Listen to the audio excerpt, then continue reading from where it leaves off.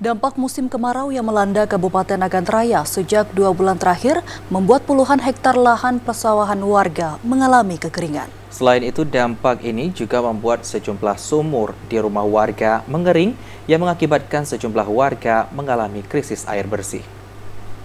Seperti inilah kondisi padi warga di kawasan Kecamatan Senagan Timur, Kabupaten Nagan Raya. Kemarau panjang yang terjadi di kawasan tersebut mengakibatkan kekeringan dan berdampak pada lahan pertanian.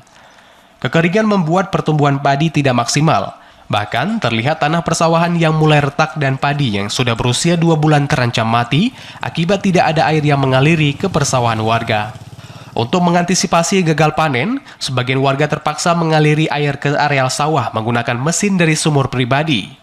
Warga mengaku sudah hampir 2 bulan hujan tidak turun di Desa Blanggedong, Kecamatan Senagan Timur, Kabupaten Nagan Raya. Selain itu, sumber air yang harusnya berasal dari irigasi juga tidak ada lagi, padahal terdapat 40 hektar sawah yang mengandalkan aliran air dari irigasi tersebut. Sementara itu, kekeringan juga berdampak terhadap rumah tangga, seperti yang dirasakan oleh Iksanuddin. Kekeringan membuat sumur di rumahnya mengering. Akibatnya, sejumlah warga mengalami krisis air bersih, dan akhirnya warga juga terpaksa mengeruk sumur kembali agar kebutuhan air bersih tercukupi. Hampir 2 bulan terjadi kekeringan ini terjadi setelah Lebaran kemarin. Sawah ada dampak, malah udah mati. Apa saja Pak dampak dari kekeringan ini? Dampak dari kekeringan ini sawah, sumur nggak ada air ya. Sawah air kurang, emang nggak ada.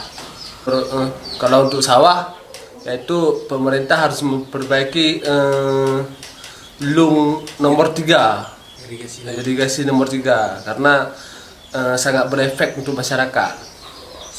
Sebagian petani kan emang ambil air di daerah irigasi nomor 3. Itu sekarang belum ada perbaikan atau seperti apa? Ada tapi nggak merata, cuma desa-desa sekitar irigasi tersebut yang dapat, tapi di ujung-ujung.